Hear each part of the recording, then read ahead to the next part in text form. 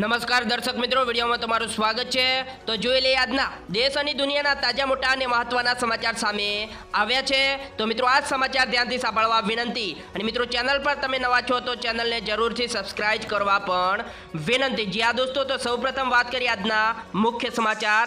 તો વાત કરીએ તો ડીસા માર્કેટ યાર્ડમાં એરંડાના ભાવ હાઈ લેવલે, મણના આટલા રૂપિયા બોલાયો ભાવ। જી હા દોસ્તો, એમાં વિગતથી વાત કરવામાં આવે તો જિલ્લામાં મોટા ભાગના લોકો ખેતીના વ્યવસાય સાથે જોડાયેલા છે, અને જિલ્લાના ખેડૂતો અલગ અલગ જસણીઓની મિત્રો ખેતી કરતા હોય છે, અને મિત્રો સારા ભાવની આશાએ માર્કેટ યાર્ડમાં વેચી સારી એવી આવક મેળવતા હોય છે। ત્યારે મિત્રો આજે 29 એપ્રિલના રોજ ડીસા માર્કેટ યાર્ડમાં એરંડા, રાયડો, ઘઉં, બાજરી, રાજગરો, જીરું, મગ, વરિયાળી, સુવા, મઠ, તલ, ઈસબગોલ, સરસવ, તમાકુ સહિતના પાકની આવક નોંધાઈ હતી। જી હા દોસ્તો, અને ડીસા માર્કેટ યાર્ડમાં આજે એરંડાની મિત્રો 1538 બોરીની આવક નોંધાઈ છે, જેમાં મિત્રો પ્રતિ 20 કિલોના ભાવ 1110 રૂપિયા ભાવ બોલાયો હતો। અને મિત્રો રાયડાની વાત કરવામાં આવે તો રાયડો 1962 બોરીની આવક નોંધાઈ હતી, જેમાં પ્રતિ 20 કિલોનો ભાવ મિત્રો 1064 રૂપિયા બોલાયો હતો। જી હા દોસ્તો, ને ઘઉંની વાત કરવામાં આવે તો 169 બોરીની આવક નોંધાઈ હતી,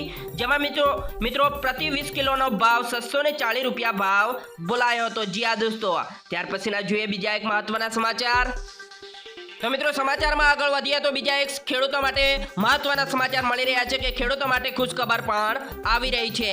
વાત કરીએ તો કેન્દ્ર સરકારે ડુંગળીની નિકાસ પર પ્રતિબંધ હટાવવામાં મિત્રો આવ્યો છે। જી હા દોસ્તો, એમાં વિગતથી વાત કરવામાં આવે તો લોકસભા ચૂંટણીને ધ્યાનમાં રાખીને કેન્દ્ર સરકારે મહારાષ્ટ્રમાં ડુંગળીની ખેતી કરતા ખેડૂતોને મોટી અને જરૂરી રાહત આપી છે, અને કેન્દ્રએ બાંગ્લાદેશ, શ્રીલંકા, ભૂટાન, બહરેન, મોરિશિયસ અને યુએસએમાં 6 દેશોના 1 લાખ ટન ડુંગળીની નિકાસ કરવાની મંજૂરી આપી છે, અને કેન્દ્રએ મધ્ય પૂર્વ અને કેટલાય યુરોપિયન દેશોમાં બજારો માટે 2000 ટન ખાસ ઉગાડવામાં આવેલી સફેદ ડુંગળીનો નિકાસને પણ મંજૂરી આપવામાં આવી છે।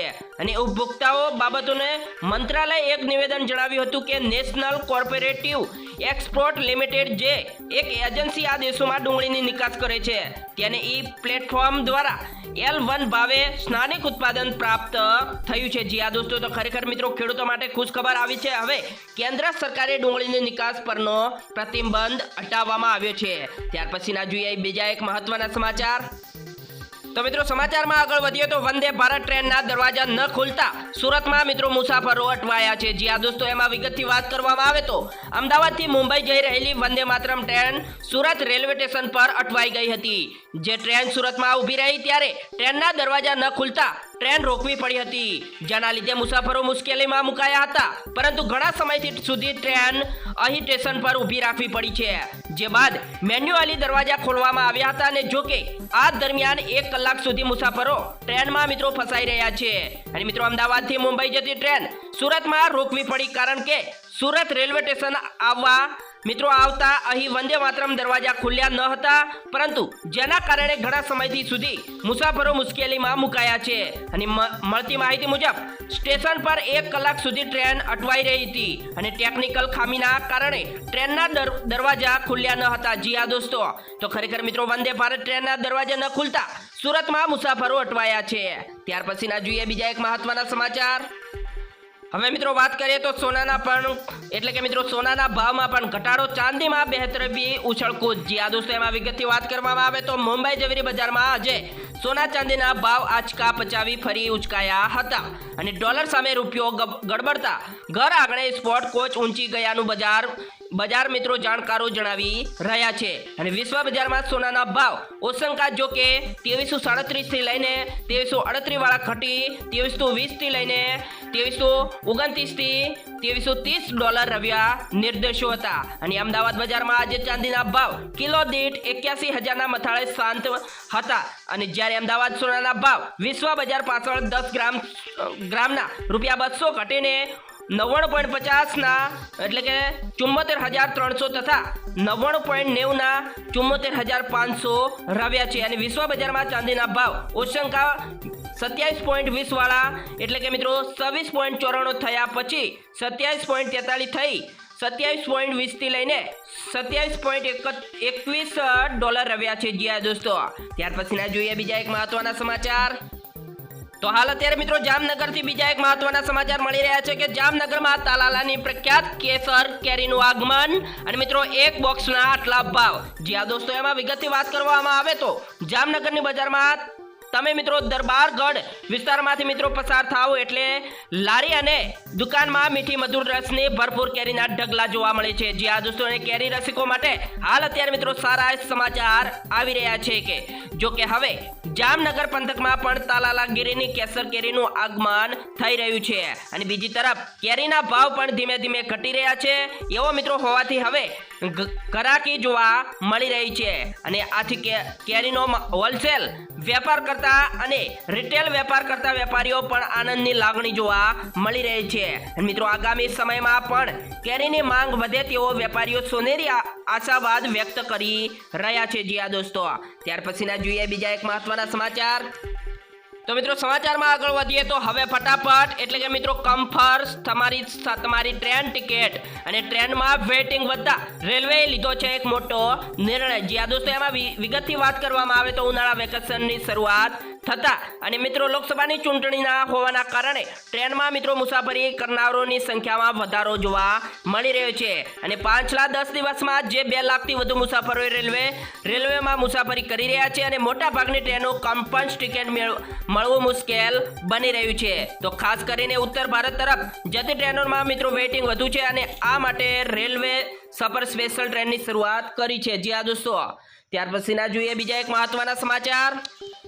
હવે મિત્રો વાત કરવામાં આવે તો ઘરે પાણી પહોંચાડના દાવા માત્ર કાગળ પર અને ગુજરાતમાં અહીં મહિલાઓ 2 કિલોમીટર સુધી પાણી ભરવા મજબૂર. જી હા દોસ્તો, એમાં વિગતની વાત કરવામાં આવે તો દેશભરમાં ચૂંટણીનો માહોલ હાલ છવાઈ રહ્યો છે અને ચૂંટણીમાં વાયદાઓ અને સરકારે કરેલા કામોના દાવા સાથે મત માંગવા આવી રહ્યા છે.